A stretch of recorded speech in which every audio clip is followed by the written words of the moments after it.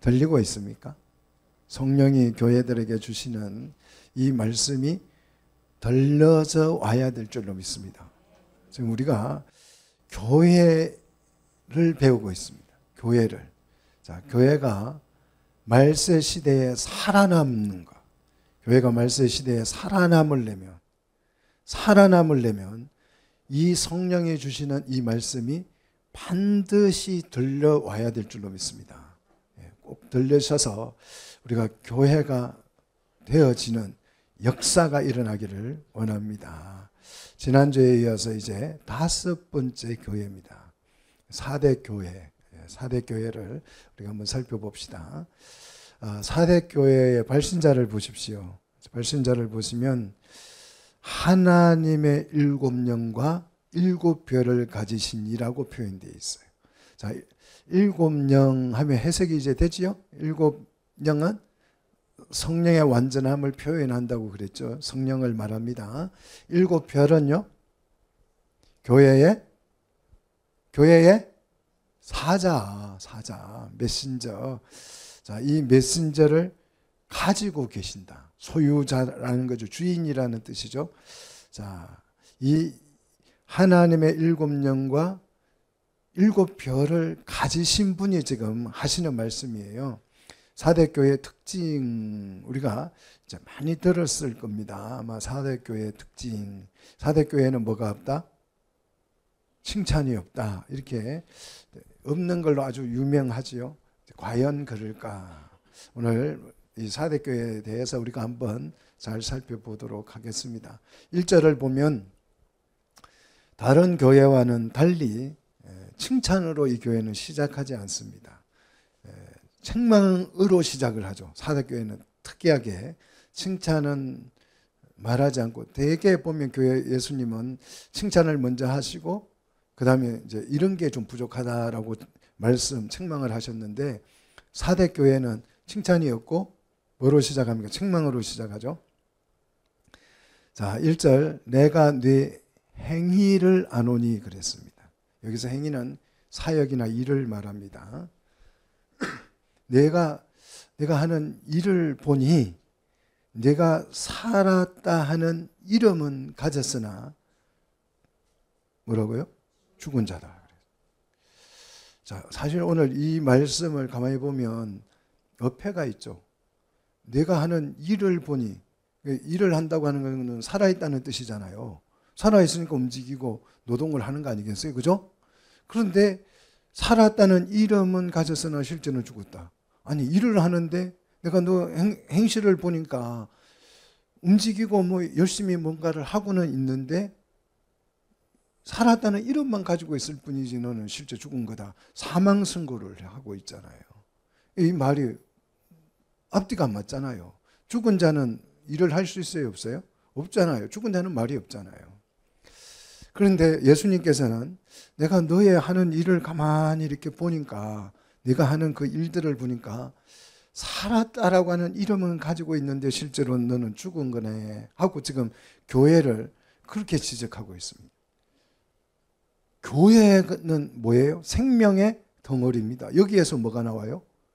생명들이 막 출산돼서 나와요. 신부잖아요, 교회가. 신부는 살아 있어서 영혼들을 막 출산하는 일을 하는데, 이 교회가 생명을 출산하는 산자의 어머니라고 그랬잖아요. 아담이 산자의 어머니라고 불렀잖아요. 교회를, 아담을, 하와를. 그런데 그 생명의 덩어리인 이 교회가 뭐로 판정났어요? 죽은 자로.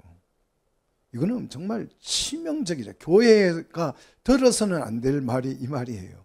교회가 죽었네, 이 말을 들을 수는 없어요. 교회는 그냥 생명이 어때요? 풍성한 곳입니다.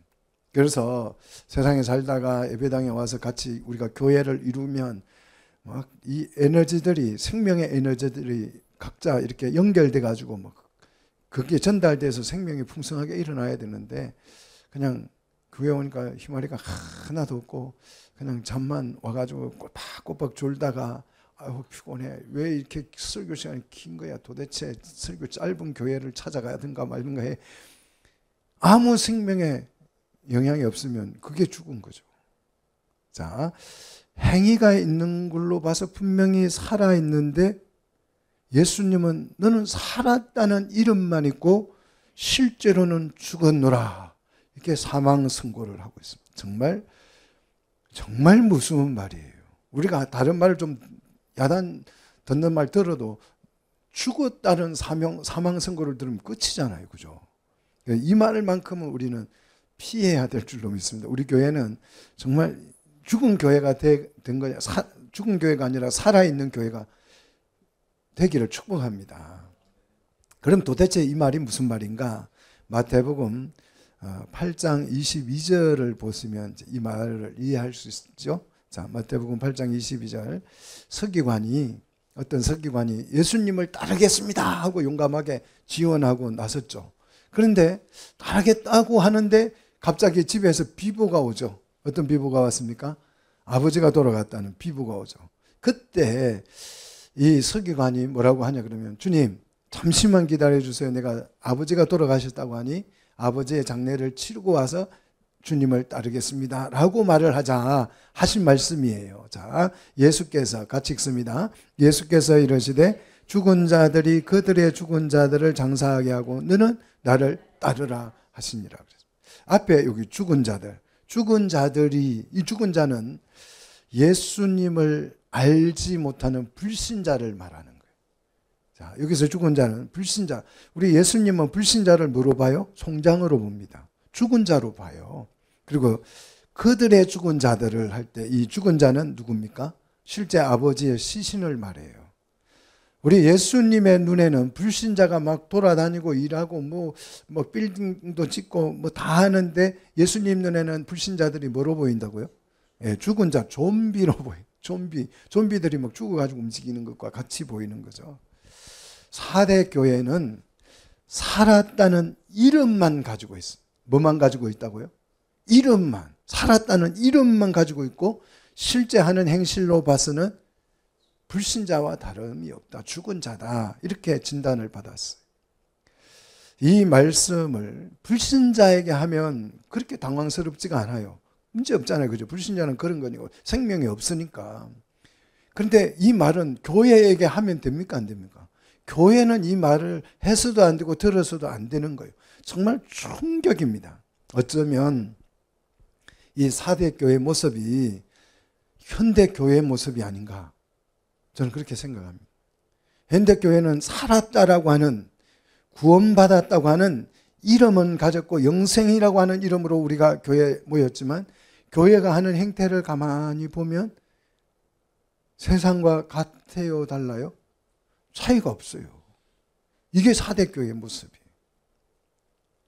자, 우리가 교회를 다니고 교회는 다 좋다고 말을 하지만 세상에 이런 교회, 4대 교회 같은 교회도 있다는 사실을 우리가 기억하고 있어야 합니다. 겉모양이 뭐 아무리 빛과 번쩍하고 그게 중요한 게 아니에요. 그들의 행위를 봤을 때, 그들의 사역을 봤을 때에 세상과 다름이 없다면, 불신자와 비슷한 행동을 한다면 그거는 죽은 교회예요. 종교적 열심으로요 충성할 수 있어요. 우리는 다 종교적 성향을 가지고 있기 때문에 종교적 열심이나 어떤 종교적 또 성격이 적극적인 사람은 종교를 갖게 되면 굉장히 그 사람이 불교에 가면 불교에 적극적이고 이단에 가면 이단에 가서도 적극적이고 천주에 가면 천주에 가서도 적극적이에요. 열심히 일할 수 있습니다. 종교적 성향을 가지고. 지금 많은 사람들이 예수를 믿었다는, 그래서 나가 용생을 가졌다라고 하는 이 주장이 자기 주장인 경우가 많아요. 실제로 영생이 있으면, 실제로 내 속에 생명이 있으면 그렇게 안 살아요. 그런데 없는데 말로 배워서 내 속에 예수를 믿어서 나는 영생이 있어라고 자기 주장을 하는 경우가 너무 많습니다. 이게 죽은 자예요. 자, 오늘 우리에게 이런 충격적인 지적을 주님이 하신다면 어떻게 해야 됩니까? 2절. 너는 어떻게 하라고요? 일깨어 그랬어요. 이 말은 이제 좀 번역을 하자면 정신 차려 이 말이에요. 너는 죽었어. 정신 차려. 죽어가고 있어. 정신 차려. 이 전쟁 영화를 보면 적의 총탄이 날아와서 이제 쏴서 동료를 맞춥니다. 동료가 막 총탄 맞아가지고 와 하면서 죽어가요. 실제로 총알을 맞으면 아픈 줄 몰라요. 안 맞아봐서 모르겠는데 그렇대요. 실제 총알을 딱 맞고 나면 내가 맞았는지 안 맞았는지 그것도 모른대요.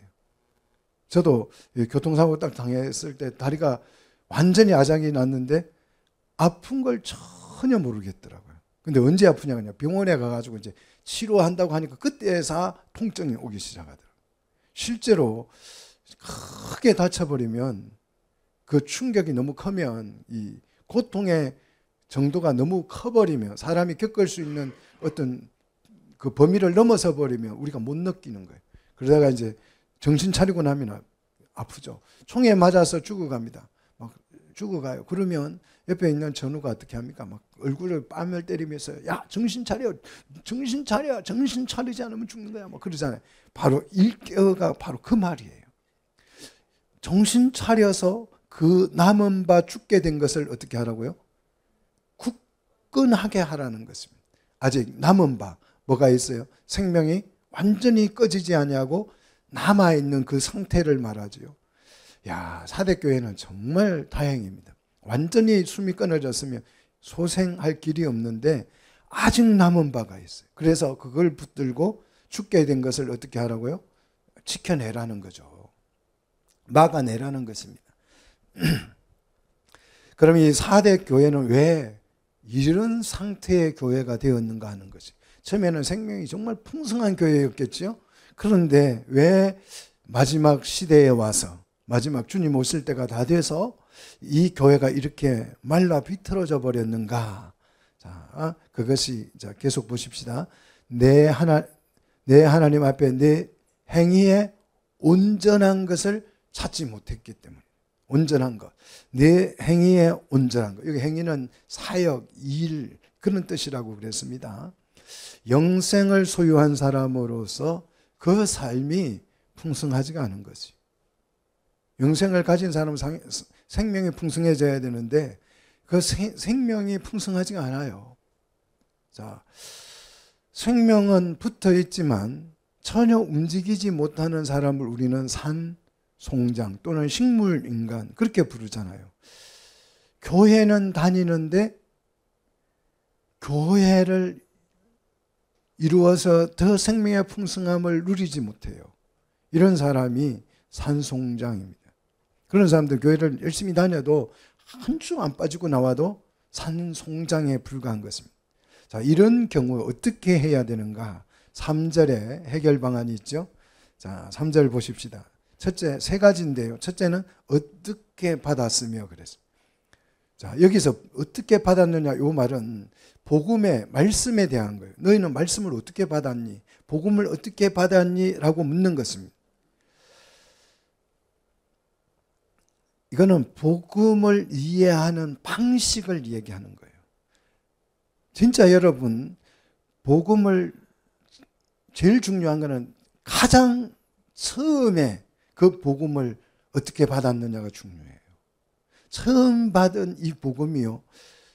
정말 정신을 차리지 않으면 계속 가요. 죽을 때까지 가요. 그 방식으로 계속 신앙생활을 합니다. 자, 처음에 이 사대교회가 복음을 어떻게 받았는가. 이게 중요하죠. 그래서 잘못 받은 사람은 그냥 무당짓을 해요. 무당짓을. 제가 아는 분 중에 전도사 때 그 어떤 분이 그 귀신론에 빠져가지고 귀신론에 이렇게 빠져서 빠진 게 아니고 이제 전도를 거기서 받아가지고 처음으로 교회라는 곳, 그 베레아를 다녔어요. 그래서 베레아를 다니다가 보니까 이게 이제 좀 그 고등학교 교사였거든요. 이게 좀 지식이 있다 보니까 이게 좀 아무래도 안 맞는 것 같다. 이렇게 해가지고 이제 귀신론 베레아에 빠져서 다니다가 이제 좀 건강한 교회 찾아다니면서 막 물어본 거예요. 이게 어찌 된 거냐 안 맞는 것 같은데. 그래서 이제 잘 안내를 받아서 총신대학원에 입학을 하게 됐어요. 그래서 이제 베레아를 정리하고 이제 총신대학원 그때 이제 3학년이었는데요. 제가 그 교회 가서 좀 봉사를 한 1년 정도 한 적이 있었거든요. 베레아를 정리하고 이단이라고 생각하고 총신으로 합동으로 왔는데 설교하는 걸 가만히 들어보면 베레아하고 똑같아요. 신학을 배워도 소용이 없어요. 처음 배운 그것이 정말 오래오래 영향을 미친다는 거예요. 처음 잘못 복음을 배우면요, 샤머니즘 신앙이 되거나 아니면 기복적인 신앙이 됩니다. 교회는요 절대 종교적이지 않습니다. 이거 꼭 기억하셔야 돼요. 교회는 종교가 아니에요. 물론 이 세상에서 카테고리가 종교라는 항목에 세상의 교회를 포함시켜 놔서 우리가 이제 종교 하지만 실제 교회는 전혀 종교가 아닙니다. 믿습니까? 전혀 종교하고는 공통점이 하나도 1도 없습니다.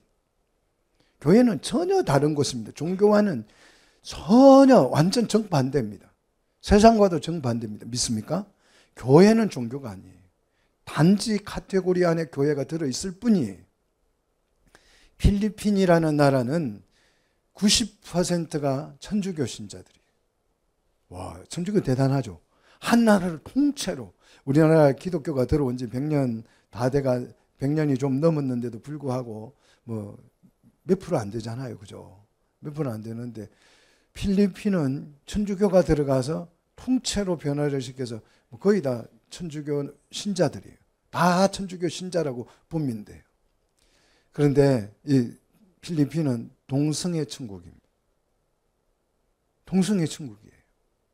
동성연애자들이 그냥 뭐 거의 뭐 동성연애자들입니다.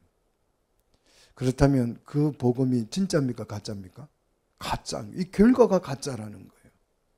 복음을 제대로 받았는지 우리는 생각을 해야 돼요. 사대교회가 안 되려면 내가 받은 복음이 확실한가 하는 거예요. 두 번째는 어떻게 들었는지를 생각하고 그랬죠. 자, 말씀을 여러분 어떻게 이해하고 있습니까? 예수를 믿으면 천당 간다고 들으셨습니까? 아니면 예수를 믿으면 천국에 들어간다고 들었습니까? 많은 사람들이요, 이 차이를 모릅니다. 목회자들마저도 이 차이를 몰라요. 간다는 말과 들어간다는 말이에요. 잘못 들은 복음이 평생 가요. 여러분, 정신을 정말 일깨어야 합니다. 정신 차려야 해요. 그 다음 세 번째는 지켜 회개하라 그랬어요. 여기서 지켜. 이제 우리 예수 믿는 사람들이 가장 오해를 많이 하는 단어가 지켜라는 단어입니다. 행실, 행위 이런 단어들이에요. 지킨다는 말은 교통 질서를 잘 지킨다 이런 개념이 아니에요. 자꾸 그런 개념으로, 그래서 윤리 도덕적 개념으로 생각하시면 안 돼요. 여기서 지킨다는 개념은 무슨 뜻이에요? 무슨 뜻입니까? 지키다. 군인들이 총 들고 나라를 지킨다는 그 개념이에요. 뭘 지킨다는 거예요? 하나님이 우리에게 주신 복음, 말씀을 지킨다는 거예요. 복음을 변질시키지 않는 것이 지키는 거예요. 우리 교회가 이 복음을 지켜내야 될 줄로 믿습니다. 말씀을 지켜내야 될 줄로 믿습니다. 말씀을 지키라고 그러면 말씀대로 살아, 뭐 말씀을 따라서 윤리적으로 살아야 된다. 예수님이라면 어떻게 하실까? 뭐 이렇게 해가지고 이게 희한하게 변질됐어요. 막 예수님처럼 그래가지고 가난한 사람 도와주자. 예수님이 그게 말씀을 지키는 게 아니에요. 말씀, 복음을 우리가 수호해야 될 줄로 믿습니다. 자, 교회는 말씀을 수호할 의무가 있는 줄로 믿습니다. 이 수호한다는 말은 항상 우리가 어디로 돌아가는 거예요? 말씀을 지켜내는 것은 말씀으로 되돌아가는 것입니다. 믿습니까? 말씀을 벗어났다가도 깨달으면 반드시 말씀으로 되돌아오는 것. 이것이 말씀을 수호하는 거예요. 말씀을 지켜내는 것입니다. 오늘 사대교회는 말씀에서 벗어났다가 어떻게 됐어요? 돌아오지 않는 거예요. 그래서 지켜서 회개하라는 거죠. 말씀으로 돌아오는 것이 뭐다? 회개인 줄 믿으시기를 축복합니다. 자, 이렇게 하는 것이 3절, 이 일깨어라는 말이에요. 우리가 정신 차리고 경계해서 일깨지 않는다면, 정말 여기서 우리가 정신을 똑바로 못 차린다면 어떻게 돼요? 내가 3절, 내가 도적같이 이르리니 어느 때에 내가 내게 이를런지 내가 알지 못하리라 그랬어요. 자, 예수님이 어떻게 오신다고요? 도적같이. 이게 세상 사람들에게 도적같이 온다 그러면 당연한 거죠. 세상 사람들은 주님이 도적같이 올 줄로 믿습니다. 근데 교회는 그렇지가 않아요. 교회는 뭐예요? 그리스도의 신부예요. 예수님은요, 교회에 신부된 신랑이죠. 신랑이 도둑놈처럼 오면 안 되잖아요. 신부에게는 도둑처럼 오면 안 되는 거예요. 신부는, 그리스도의 신부가 신랑이 오실 때를 모르면 그 신부는 망한 것입니다. 예수님이 오신다는 말을 듣고 신부가 그때 신부 준비를 하면 어떻게 될까요? 이미 늦은 거예요. 그게 열처녀 비유잖아요. 온다는 말을 듣고 신부가 기름 준비를 하다가 어떻게 됐어요? 문은 닫히고 들어가지 못했잖아요. 그때 뭐라고 그랬어요? 예수님이 막 문을 두드리면서 내 신랑 주님이시여, 내 신부 여기 있습니다. 문 열어주세요. 그러니까 예수님이 뭐라고 했어요? 너 누구? 나 도무지 너를 알지도 못하겠노라. 이랬잖아요. 불법을 행한 자들아 떠나가라 그랬잖아요. 신부의 승리는, 신부된 교회의 승리는 뭐다? 누가? 그리스도, 신랑 되신 그리스도 옆에 그 옆자리를 차지하는 거예요. 이게 교회의 승리입니다. 여러분, 예수님의 옆자리는 누구가? 나의 것이다. 할렐루야. 할렐루야. 예. 신부 안 되면, 그 자리에 못 쓰면, 지금 아무리 열심히 했다고 해도 정작 언제 혼인 잔칫날 그 자리에 없으면 의미 없는 거예요. 신부 아니잖아요. 그 자리에 우리가 반드시 있어야 될 줄로 믿습니다. 자, 4대 교회가 칭찬이 없습니까? 자, 4절. 그러나 같이 읽습니다. 그러나 4대에 그 옷을 드립히지 아니한 자 몇 명이 내게 있어 흰 옷을 입고 그랬잖아요. 여기까지. 4대 교회는 옷을 더럽히지 아니한 자 몇 명이 있다 그래서 이게 칭찬입니다. 4대 교회 칭찬. 너무 소수죠. 너무 작죠. 몇 명이 있다. 자, 옷도 상징어입니다. 여러분 옷을 딱 읽으면 이제 이게 읽혀져야 돼요. 자, 옷이라고 하는 것은 뭘 의미하냐 그러면 복음을 듣고 복음을 따라 살아가는 삶, 우리의 삶을 의미합니다. 근데 이 옷이 더럽혀지지 않았다라는 말은 우리의 신앙이 혼합되지 않았다는, 순수하다는 뜻이에요. 말씀으로만 가득 찼다 이 말이죠. 자, 많은 교회들이 어떻게 돼요? 말씀과 뭘 자꾸 섞으려고 그래요. 말씀하고 상담도 좀 섞어보고 심리학도 좀 섞어보고 말씀하고 이게 세상도 좀 섞어보고 신문도 섞어보고 그래서 한 손에는 성경 한 손에는 신문을 들으라 이렇게 막 얘기하는 신학자도 있고요. 뭘 자꾸 좀 섞고자 합니다. 섞어서 좀 효과적으로 편하게 들을 수 있도록 자꾸 만들려고 해요. 그래서 우리 옷이 어떻게 되는 거예요? 더러워지는 것입니다. 먹을 가까이 하면요 먹물이 드는 거죠. 당연한 거 아니겠어요? 자, 옷을 더럽히지 아니한 자 몇 명이 내게 있어 뭘 입었다고요? 흰 옷을 입었다. 흰 옷이 뭐예요? 그리스도의 의로 정결케 된 옷이죠. 이게 말씀이에요. 말씀으로 복음으로 깨끗하게 된 옷을 입은 사람이 있다는 거죠. 이 4대 교회는 진짜 복음을 받아서 회개한 사람이 많지는 않지만 소수가 있었다라는 거죠. 그래서 이 소수 때문에 사대교회가 아직은 죽지는 않았다는 거예요. 이 소수 때문에. 이 소수가 교회를 살려내야 될 줄로 믿습니다. 자, 우리 교회도 내가 생명이 있다면 우리 교회를 내가 살려야 하지 않은 그런 뜨거운 마음이 오늘 사대교회를 보면서 일어나기를 원합니다. 자, 교회에 출석하는 성도들이 많이 있지만 대부분 세상반, 교회반이에요. 일명 양다리.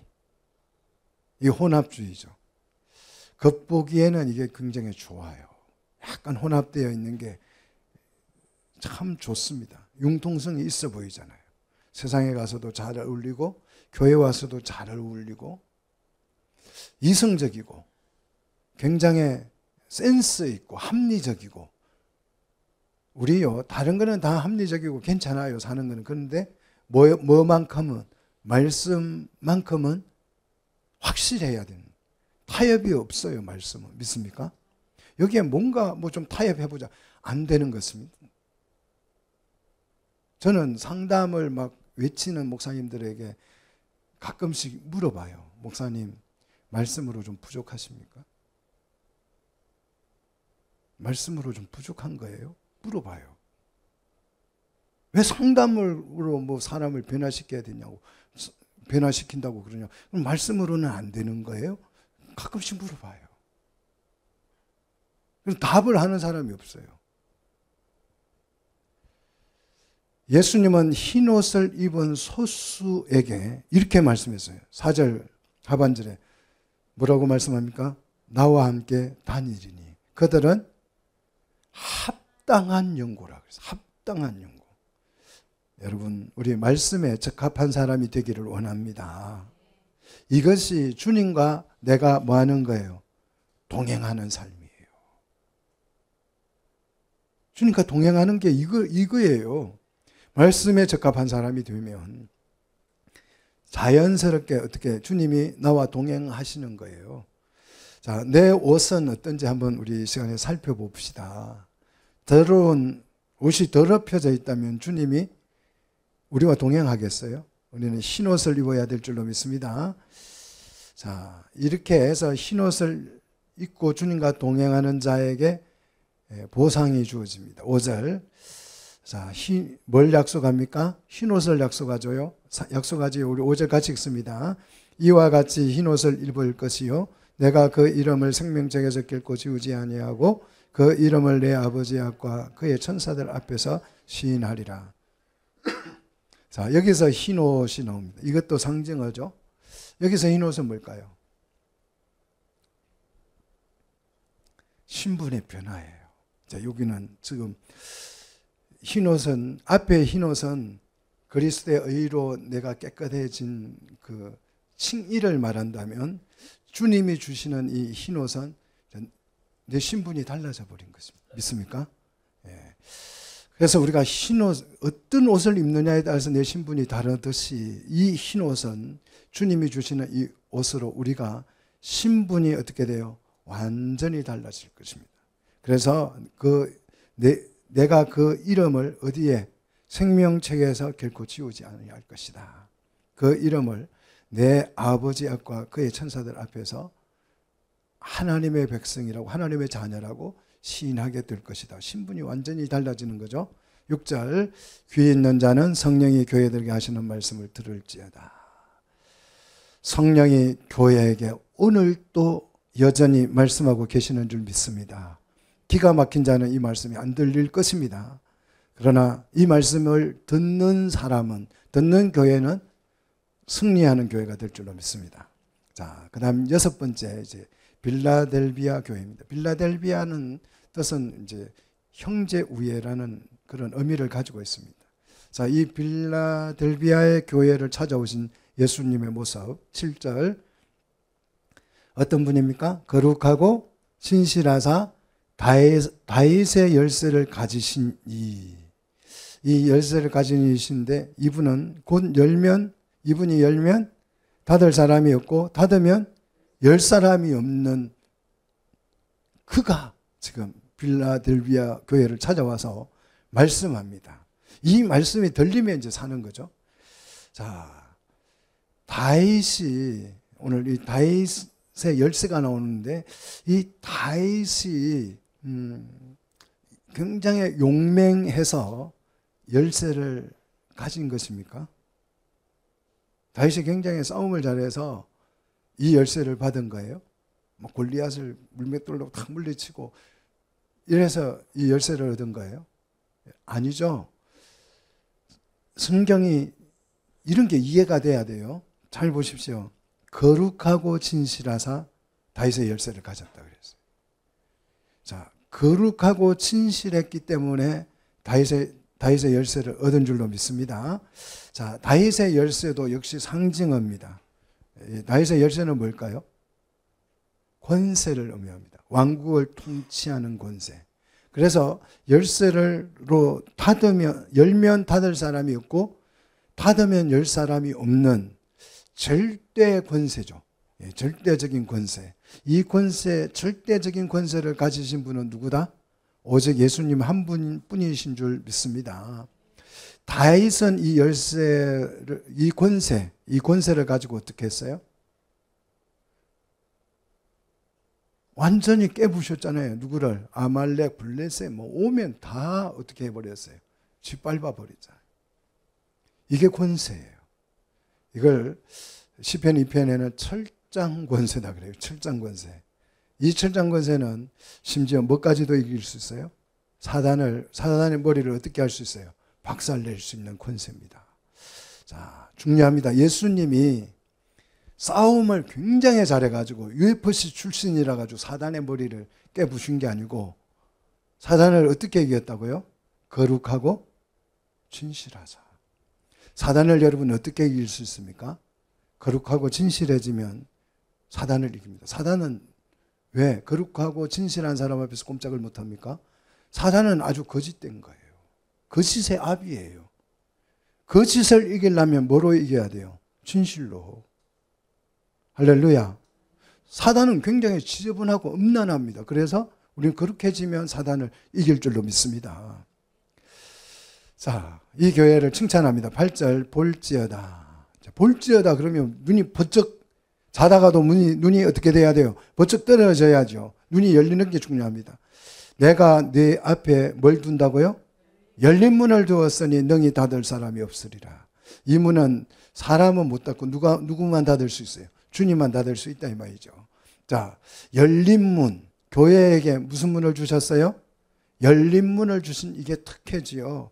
왜 이런 엄청난 이 교회의 특혜를 주셨느냐. 8절 계속 보십시다. 내가 내 행위를 아노니 내가 작은 능력을 가지고서도 내 말을 뭐 했다고요? 수호해냈고 내 이름을 어떻게 했다? 배반하지 않았다는 것이에요. 이 교회는 빌라델비아 교회는 죄송하지만 주님이 능력을 어떻게 주셨어요? 조금만 주셨어요. 이런 교회도 있어요. 능력을 조금만 주는 교회. 보잘것없는 작은 기적도 안 일어나고 이적도 안 일어나 막 능력이 엄청나게 있어가지고 막 암이 막 벌떡벌떡 났고 이래야 되는데 이 교회는 능력을 주님께서 눈금만큼밖에 안 줬어요. 아무런 능력이 나타나지 않아요. 그런데 그 작은 능력을 가지고 이 교회가 뭘 했다고요? 말씀을 지켜냈다고요.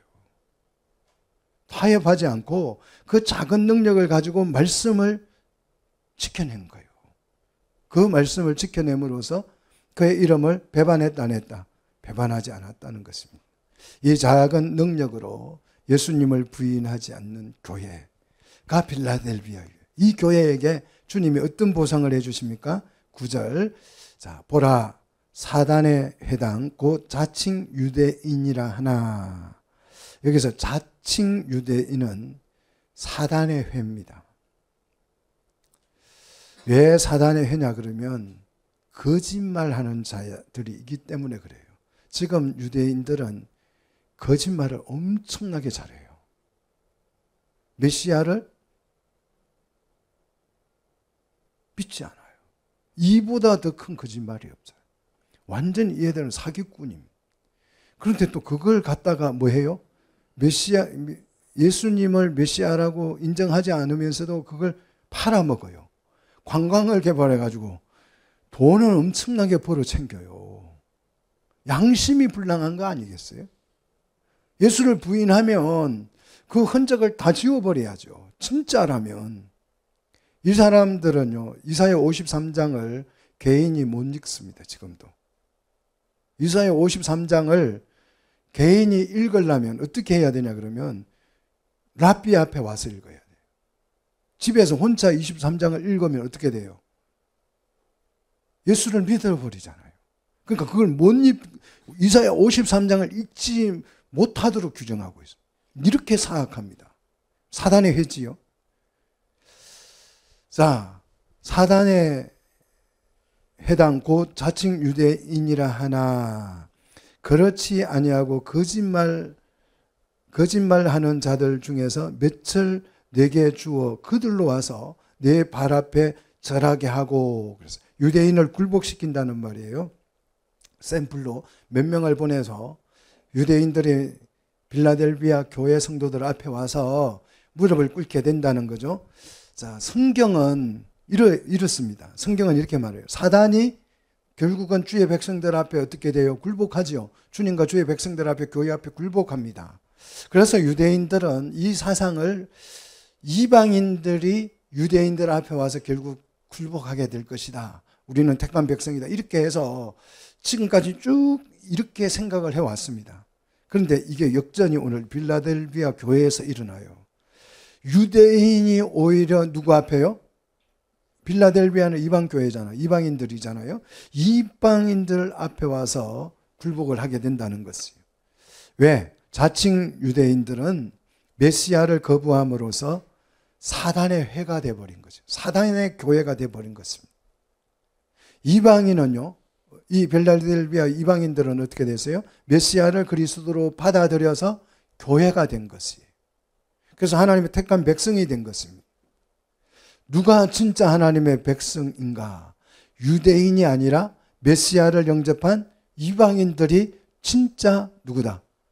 하나님의 백성이라는 거예요. 이 증표, 이게 받겠다는 이 증표로 주님께서 유대인의 몇 사람, 자기들이 자칭 하나님의 백성이라고 주장하는 그 몇 사람이 이들 앞에 와서 굴복하게 될 것이다. 그래서 이제 바울이 하는 얘기가 그거잖아요. 누가 이스라엘 사람이냐? 표면적인 사람이냐? 이면적인 사람이냐? 겉으로 혈통을 유대인을 타고 나왔다고 해서 그 사람이 진짜 유대인이냐? 그렇지 않다. 예수 그리스도를, 메시아를 영접한 사람이야 이야말로 진짜 누구다? 유대인이고 하나님의 백성이다. 바울이 그렇게 말한 거잖아요. 자, 이 일을 통해서 9절 끝에 뭐라고 말씀합니까? 내가 너를 사랑하는 줄을 알게 되리라. 여러분, 사랑을 확인시켜 주고 있어요.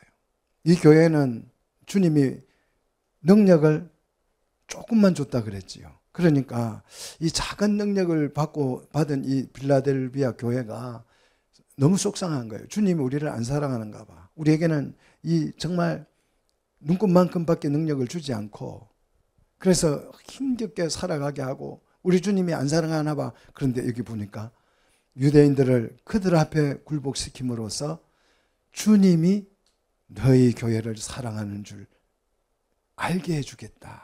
얼마나 큰 축복이에요. 자, 10절. 왜? 나의 인내의 말씀을 뭐하였은자? 지켰은자. 윤리적 행위가 아니라는 거, 여러분. 말씀을 보존한 것, 지켜낸 것을 말해요. 그래서 예수의 이름을 부인하지 않은 것을 말합니다. 자, 그래서 이 말씀을 지켜선즉 시험의 때를 면하게 해주겠다. 시험의 때는 장차 온 세상에 임하여서 땅에 거하는 자들을 시험할 때라 그랬습니다. 환난의 때라 우리는 그렇게 표현하지요. 이 환난을 피할 수 있도록 은혜를 베풀어 주시겠다. 작은 능력으로 이겼으니까 이런 특혜를 주는 거예요. 그 다음 11절 격려합니다. 내가 속히 오리니. 자, 사대교회는 주님이 어떻게 오신다 그랬어요? 사대교회는 어떻게 오신다고요? 사대교회는 도적같이 온다 그랬잖아요. 도적같이. 그런데 이 교회는 내가 속히 갈 거야 하고 알려주셔요. 도적같이 오는 게 아닙니다. 교회에는 주님이 도적같이 오면 안 됩니다. 오늘 이 말씀대로 내가 이제 속히 가리라 이렇게 말씀에 이 성령이 하는 말씀이 들리기를 축복합니다. 그래서 내가 가진 것을 굳게 잡아 아무도 내 뭘요? 이 승리의 관, 면류관을 뺏지 못하게 하라. 이렇게 격려하고 있습니다. 그 다음 이 교회가 주시는 약속 12절 같이 읽습니다. 이기는 자는 하나님의 성전에 뭐가 되고 기둥이 되게 하리니 그가 결코 다시 나가지 아니하리라. 그랬어요. 이제 이 7교회에게 주시는 말씀들은 전부 다 말씀의 배경이 있어요. 그 배경을 다 설명하려면 정말 설교를 뭐 1시간 이렇게 해가지고는 안 됩니다. 제가 이 계시록을 한 장에 1시간으로 끝내려고 하다 보니까 그 좀 많이 생략합니다. 근데 좀 여러분이 스스로 연구하시기를 바랍니다. 이 빌라델비아 교회, 빌라델비아라고 하는 지역은 지진이 엄청나게 많았습니다. 그래서 그 빌라델비아의 건물은 뭐가 중요해요? 기둥이 중요해요. 지진이 왔을 때 무너지지 않는 기둥이 중요합니다. 자, 지진으로 인해서 지진이 나면 어떻게 해야 돼요? 얼마 전에 중국 지진이 오니까 어떻게 하던가요? 자다가 다 뛰쳐나가잖아요. 지진으로 인해서 뛰쳐나가는 일이 다시는 일어나지 않도록 해주겠다. 지금 이 빌라델비아 교회에게 그렇게 약속합니다. 내가 왜 뛰쳐나가지 않느냐 하면 내가 하나님의 이름과 하나님의 성 곧 하늘에서 내 하나님께로부터 잘 보십시오. 하나님의 성 곧 하늘에서 내 하나님께로부터 내려오는 뭐요? 새 예루살렘의 이름과 나의 새 이름을 그의 위에 뭐하리라? 기록할 것이다 그랬어요. 자, 하늘에서 하나님께로부터 오는 이 새 예루살렘은 지진으로부터 안전한 도성이라는 거예요. 이 예루살렘 성이 지진이 나도 내진 설계가 너무 잘 돼 있어가지고 9.8의 지진이 와도 10.0의 지진이 와도 이 성은 어때요? 흔들리지 않아요. 안전해요. 그러니까 이 성에 있으면 지진이 와도 뛰쳐나갈 필요가 있어요? 없어요? 그럴 필요가 없다는 거예요. 하나님의 성이 하늘로부터 통째로 내려와서 새 이름이 이제 주어지는 거죠. 이 빌라델비아는 지진이 한번 휩쓸고 가면 다 도시가 망해버려요. 망해버리면 이제 다시 재건을 하면 그때 그 성 옛날 이름 빌라델비아 이름이 없어지고 새로운 이름이 또 황제로부터 부여되지요. 근데 이제 그럴 일이 없다는 거예요. 새 이름을 주어서 이 이름은 영원히 없어지지 않는다. 안전하다 이 뜻이에요. 자, 이 빌라델비아 교회 성도들에게 이 말씀이 굉장히 실감나게 들리는 거예요. 와, 이제 지진 나도 끄떡없다. 이것만큼 안전이 보장되는 게 없겠지요.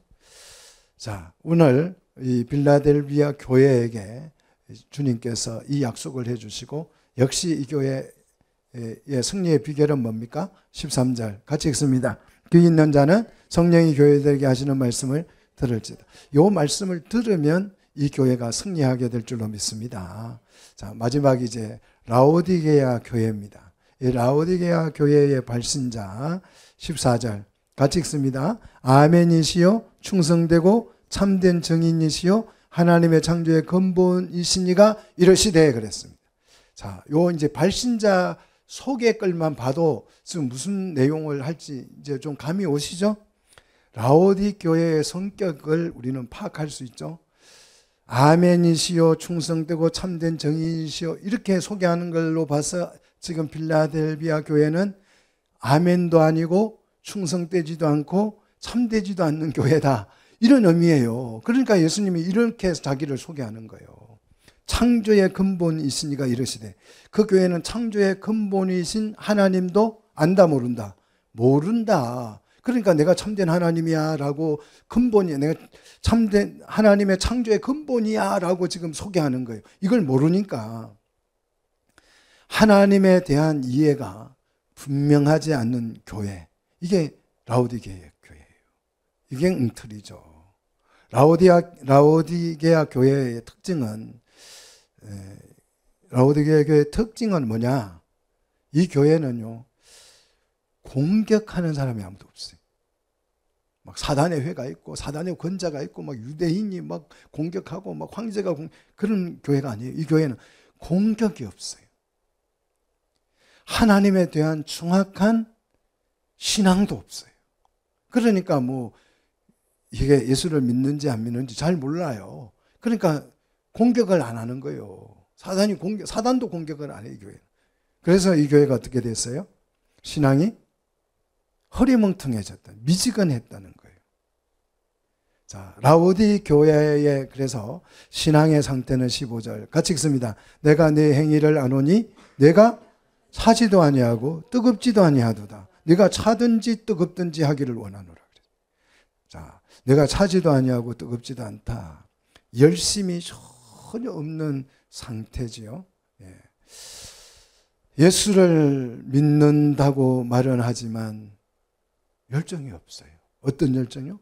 교회를 이루어 가려고 하는 열정이 전혀 없습니다. 변화도 없어요. 교회로 변화되려고 하지도 않습니다. 교회를 이루려는 마음도 없어요. 너는 너, 나는 나. 아, 이 사람 우리 같이 다니는 사람이네. 교회 같이 다니는 사람이.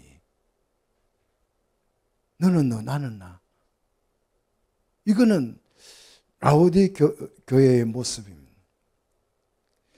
냉철한 판단력도 없어요. 그냥 미지근한 상태입니다. 그저 사람만 좋아해요. 그런 사람 있잖아요. 이래도 흥, 저래도 흥. 그래서 적이 없어요. 아, 뭐 그것도 좋지. 또 말하면 이것도 좋지. 다 좋아. 그래서 사람이 좋아요. 그러니까 적이 한 명도 없는 거예요. 이거 심각한 문제입니다. 이 상태가 거짓된 상태예요. 충돌이 일어나지 않잖아요. 세상은 진리와 거짓이 충돌하는 현장이에요. 근데 충돌이 안 돼, 교회가. 어디 있어도 잘 어울려, 그냥. 융통성이 너무 있고 세련돼요. 여러분, 우리 거짓과 진리 사이에는 중간이 있다, 없다? 중간이 없습니다. 우리는 진리에 속하든지 거짓에 속하든지 둘 중에 하나예요. 자, 그래서 이 교회에게 결단을 촉구합니다. 16절, 이와 같이 미지근하여 뜨겁지도 아니하고 차지도 아니하니 내 입에서 너를 뭐하리라? 토하여 버리라. 이 교회 지역은 온천수가 나왔어요. 그리고 이제 이 온천수를 가져와서 찬물하고 이렇게 섞게 되면 그 물이 미지근해진다고 그래요. 그래서 이 미지근한 그 물을 마시면 또 토하게 된다고 그래요. 이 지역은. 그러니까 이 말씀의 의미를 라오디게아 교회는 너무 잘 아는 거죠. 토해버린다는 말은 교회로 주님이 받아들이지 않게 하고 거부해버린다는 거죠. 자, 그러면 이 라오디게아 교회의 문제가 뭐냐? 17절 같이 읽습니다. 내가 말하기를 나는 부자라 부유하여 부족한 것이 없다 하나 내 공고한 것과 가련한 것과 가난한 것과 눈먼 것과 벌거벗은 것을 알지 못하노라. 자, 내가 말하기를 라오디게아 교회는 스스로 이렇게 말합니다. 나는 뭐다? 부자다. 부자다. 너무 부유해서 우리에게는 부족한 것이 있다 없다. 와, 이 말씀 듣고 야, 나도 라오디게아 교회인이었으면 분명히 또 이렇게 생각하는 사람 있죠. 부족한 것이 하나도 없다. 좋은 것 같은데 이게요, 나쁜 것이에요. 나쁜 것입니다. 너무 부유해서 부족한 것이 없다. 요 딱 반대되는 교회가 있었죠. 어떤 교회입니까? 2장 9절에 이 딱 라오디 교회와 반대되는 교회 무슨 교회입니까? 서문화 교회죠. 서문화 교회는 어때요? 자기가 가난한 줄 알았는데 알고 봤더니 진짜 알부자였다. 이게 서문화 교회잖아요. 이 라오디 교회는 반대예요. 부자인 줄 알았는데 실제로 뚜껑을 열어봤더니 공고하고 가련하고 가난하고 눈물고 벌거벗은 헐벗은 교회였다는 거예요. 이 영적인 상태를 라오디 교회는 모르는 거예요.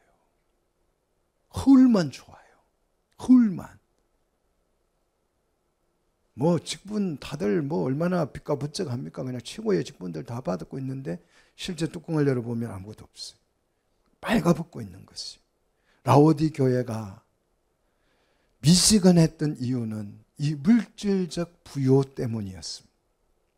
확실한 믿음도 없고 창조의 근본도 모르니까 적도 없어요. 사단의 공격도 없어요. 이런 교회는 자신들의 실제 영적 상태를 분별하지 못하고 있는 것. 이것이 교회의 가장 심각한 문제입니다. 앞으로 이제 이런 라오디 교회 같은 상태가 우리 주변에서 많이 보일 것이에요. 겉으로는 굉장한 부유함을 누리고 부족한 것이 없다고 하는데 실제로 뚜껑을 열어봤더니 아무것도 아니더라. 아무것도 아니더라. 그래서 이 교회에 18절 건면합니다. 내가 너를 권하노니 첫째, 내게서 불로 연단한 뭘요? 금을 사서 부유하게 하고 이제 진짜 부자가 되라는 것입니다. 여기서 금도 상징어예요. 뭡니까 금은? 믿음이겠지요. 믿음을 사서 이 교회는 뭐가 없어요? 창조의 근본이신 일을 몰라요. 그러니까 믿음이 없어요. 믿음이 없는 교회는 사단도 방치해 둡니다. 공격 안 해요. 그럼 공격할 필요가 없잖아요. 자, 금을 사서 부유하게 하고 두 번째 뭘 사서요? 흰옷을 사서. 여기서 흰옷은 뭘까요? 회개를 말하죠. 벌거벗은 수치를 보이지 않게 하고 그리스도의 의로 옷 입는 것. 이 흰옷, 그리스도의 의죠. 이 의의 옷을 입으려면 뭐가 필요해요? 믿음이 필요해요. 그 믿음을 사라고 말하는 거죠. 그 다음 세 번째 뭘 사서요? 안약도 사래요. 안약을 사서 눈에 발라 보게 하라. 안약도 상징하죠. 뭡니까? 안약은? 말씀이죠. 말씀. 하나님의 말씀은 우리의 눈을 어떻게 해요? 밝혀줍니다. 믿습니까? 말씀을 사라고 하는 대가를 지불하는 이 교회는 이 많은 부유함으로 말씀을 사라고 말씀하고 있습니다. 자, 라오디 교회는 경제적 부자였습니다. 돈이 많은 교회입니다. 이 교회는. 야, 나도 이런 교회 좀 가서 목회해보고 싶어요. 돈 많은 교회 가서. 막 연봉이 막 1억 넘는. 근심 걱정도 하나도 없어요. 이 교회는. 부유하여서 부족한 것이 하나도 없어요. 아프면 어디 가면 돼요? 돈 가지고 병원 가면 돼요. 아무 문제가 없어요. 그래서 뭐도 필요 없어요. 예수님도 절실하지가 않아요. 뭐 여러분 언제 예수님이 제일 절실해져요? 내가 힘들고 어려울 때 살만하면 예수님이 별로 안 절실해요. 아이고 뭐 주님 오랜만이네요. 이러지요. 살만하면. 어쩌다가 지나가다가 십자가 보여서 예수님 생각이 나지. 그냥 살만하면 전혀 주님 생각이 안 나고 야, 오늘은 뭘 먹을까? 무슨 옷을 이러고만 살아요. 이게 라오디 교회의 모습입니다. 근심 걱정 없이 편안한 교회, 돈 많은 교회. 그런데 이게 뭐더라? 그 교회의 치명적인 약점이더라. 이 약점으로 인해서 그 교회는 싸늘한 교회가 되어버렸다.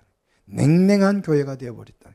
열정도 꿈도 없고 하나님의 나라에 대한 이상도 비전도 없는 교회가 되어버렸다는 것입니다. 그래서 이 교회를 책망합니다. 19절 같이 읽습니다. 물론 내가 사랑하는 자를 책망하여 징계하노니 그러므로 네가 뭘 내라? 열심을 내라. 회개하라. 책망합니다. 자, 책망과 징계하노니 그랬습니다. 책망은 덜추어내는 거죠. 죄를 덜추어내는 게 책망이고 징계는요, 교육하는 것을 징계라고 합니다. 라오디 교회는 부자여서 예수님을 그닥 필요로 하지 않았습니다. 구원도 별로 그렇게 막 애절하지가 않았습니다. 부족한 것이 없는 것이 이 교회의 문제였습니다. 교회라는 이름으로 그들이 모였지만 결국은 예수님을 필요로 하지 않는 교회예요. 교회라는 이름으로 모였는데 그렇게 예수님이 필요하지가 않아요. 우리가 교회라는 이름으로 여기 모여 있는데 여기에 우리가 무슨 의사결정을 하고 교회를 이루어가는 이 과정 속에서 주님이 그렇게 필요하지 않아요. 왜? 돈이 많으니까. 그래서 이 교회는 20절 볼지어다. 보여야 돼요, 이게. 내가 어디에 서서요? 문 밖에 서서 뭐하고 있어요? 문을 두드리고 있어요. 여러분, 문을 왜 두드립니까? 열어달라는 뜻이잖아요. 지금 예수님이 이 교회는 어디에 있어요? 문 밖에 있다. 좀 심각해지십니까? 라우디 교회는. 문 밖에 있어요. 그래서 누구든지 내 음성, 말씀을 듣고 문을 열면 내가 그에게로 들어가 그와 더불어 먹고 그는 나와 더불어 먹으리라. 이 교회는 예수님과 전혀 교류, 교통, 교제가 일어나지 않는 교회예요. 왜? 예수님이 어디 있어요 지금? 문 밖에 있는 교회예요. 문 밖에. 완전 남미예요. 예수님을 이 교회는 영접조차 하지 않은 교회예요. 예수님의 이름으로 교회를 세웠는데 정작 그 교회 안에 예수님의 이름으로 교회가 됐는데 예수님이 그 교회 안에 있어요 없어요? 없는 교회예요. 예수님은 뭘 어디에 세워놨어요? 문 밖에 딱 세워놓고 강고예요. 자, 이분이 계시는 교회야. 다 모여 이렇게 해서 모였는데 정작 누구는 예수님은 강고 모델로 그냥 밖에 세우는 거예요. 그래서 이분 보고 교회로 사람들이 오는데 정작 예수님은 그 교회에 못 들어와요. 예수님을 강고 모델로 쓰는 교회가 많다 이거예요. 많아요. 예수님 강고 모델이에요. 내 목회를 잘하게 해줄 수 있는 강고 모델이에요. 모델로 멋지게 만들어서 딱 디자인 잘해가지고 굉장히 아름답게 그냥 현빈처럼 꾸며가지고 딱 세워놓고 주님이 그 교회를 관리하고 통치하는 게 아니고 내가 교회를 관리하고 통치해요. 내 마음대로, 내 뜻대로, 내가 원하는 대로. 그런 교회가 지금 많다니까요. 그래서 마지막에 이거 내 거야 이렇게 얘기하는 사람이 많다니까요.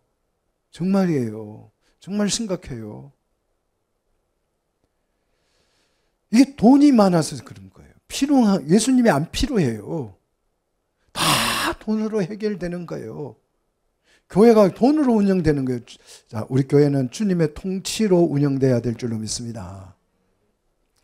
이 교회가 그런 교회예요. 여러분 속상하지 않습니까? 이런 교회가 있다는 거 여러분 보면 속상하지 않습니까? 저는 막 화가 나요. 어떻게 주님을 강고 모델로 쓰냐 이거예요. 아무리 돈이 많아도 그렇지.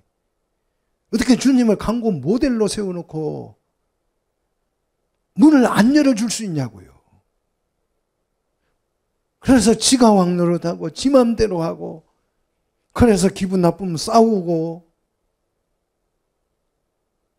오늘 주님이 여기에 들어와 계셔야 교회인 줄 믿습니다.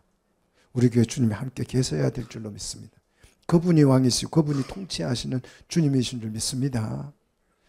자, 책망과 징계를 받고 이기는 자가 되면 21절 같이 읽습니다.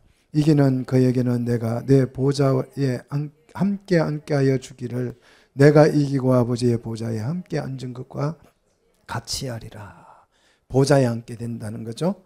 하나님의 나라를 통치할 권세를 나누어 주신다는 것입니다. 자, 이렇게 승리하려면 승리의 비결 같이 읽습니다. 22절 귀 있는 자는 성령이 그에게 하시는 말씀을 들을지어다. 자, 예수님이 7 교회를 설명하면서 교회를 다 평가합니다. 통치하고 관리한다는 뜻이에요. 자, 이 평가를 할 때 예수님의 평가 기준은 뭐였어요? 아니, 배웠는데 어떻게 뭘 가지고 평가하던가요? 그 교회의 행위를 가지고. 그래서 한번 보십시오. 자, 동그라미 쳐놓아 보십시오. 2장 5절. 2장 2절 보십시오. 행위를 가지고 평가하죠. 5절, 6절, 19절, 22절, 23절, 3장, 자, 3장으로 넘어와서 3장 1절, 3장 2절, 3장 8절, 3장 15절, 행위로 평가해요. 자, 그러면 결국에 뭘로 하나님께서 평가하느냐? 20장으로 넘어가서 13절 보십시오. 20장 13절. 자, 뭐로 주님이 마지막에 평가합니까? 20장 13절. 자기 행위대로 뭐 한다고요? 심판 평가한다는 거예요. 자, 이 행위는 사역 일을 말합니다. 그 사람이 교회를 실현하고 교회를 세워가는 일에 부합됐느냐는 거예요. 조금 제가 극단적인 예를 가끔 들지만 한 번 더 설득을 위해서 설명을 드립니다. 심성이 굉장히 착하고 도덕적이고 윤리적인 사람이 집을 잘 지을 것 같아요. 조폭 같은 사람이 집을 잘 지을 것 같아요. 누가 집을 더 잘 짓죠? 자, 심성이 착한 사람이 집을 잘 짓는 것도 아니고 조폭이 집을 잘 짓는 것도 아닙니다. 누가 집을 잘 짓는 사람이냐? 제가 가르쳐 줄게요. 누굴까요? 설계대로 짓는 사람. 그 사람이 집을 잘 짓는 사람. 무슨 말인지 이해가 되십니까? 이 복음이 말씀이 도덕과 윤리와 겹치는 부분이 있어요. 겸손해라, 사랑해라, 뭐 도적질하지 마라. 도덕과 좀 겹치죠? 그런데 이 겹치는 부분 때문에 자꾸 복음을 뭐로 설명하려고 그래요? 윤리적, 도덕적으로 설명하려고 그래요. 좀 극단적인 예라 그랬어요. 정말 성격이 조폭 같은데 말도 막 거칠어요. 그런데 이 사람은 집을 어떻게 지어요? 설교대대로 막 고집스럽게 지어요. 그 사람이 진짜예요. 진짜 이게 공사할 때요. 좀 이렇게 그 일하는 사람 불러오면 어떤 사람이 진짜 이 사람 안 쓰고 싶어요. 뭐 말하면 쏘아 붙여버려요. 의사도 그렇잖아요. 어떤 의사 가면 아이고 고객님 안녕하십니까 사랑합니다 하면서 막 얼마나 친절하고 하는데 어떤 의사는 가면 막 틱틱거려요. 그런데 수술은 잘해. 여러분 착한 사람한테 착한데 수술을 잘 못하는 사람한테 수술을 받을래요? 기분 나쁘게 하는데 병을 잘 고치는 사람한테 수술 받을래요? 누가 좋은 의사예요? 저는 막 제 욕해도 잘 고치는 사람한테 가서 수술 받을래요. 진짜 제가 그걸 경험했다니까요. 지금 교통사고로 있는데 제가 보니까 큰 병원 가야 될 것 같은데 의사가 너무 잘해줘. 너무 착해. 해달라는 대로 다 해줘. 병원에서 막 냉장고 갖다 놓는다 그러면 냉장고도 갖다 놓으라 그러고 다 허락을 해줘. 그런데 수술을 10번도 돼. 한 번 하면 끝날 걸. 또 째고 또 고치고. 아무리 좋은 의사한테 가라고 그래도 그 맛에 들려가지고 안 가더라고요. 그래서 뻐덩다리 돼버렸어요. 누가 좋은 사람인지를 아셔야 돼요. 자꾸 우리 막 법규 잘 지키고 윤리가 겹치는 부분이 있어서 그것도 우리가 해야 되지만 그걸 안 하자는 말이 아니에요. 우리는 말씀대로 뭐 하는 사람들이에요. 집을 짓는 사람이에요. 어떤 집을요? 하나님의 성을, 하나님의 교회를 느헤미야처럼 하나님의 성을 건축하는 사람들이에요. 학개처럼 하나님의 집을 건축하는 사람들이에요. 성전을 지어가는 사람들이에요. 근데 이걸 아주 개팍하고 고집스럽게 말씀에 따라가는 사람, 말씀을 지켜서 그 집을 짓는 사람이 어떤 사람이다? 좋은 사람이다. 믿습니까? 그래서 이 행위라고 하는 것을 여러분이 일이라고 하는 이것을 좀 이해를 성경적으로 좀 했으면 좋겠어요. 행위, 행실하니까 좀 착하게 살아야지.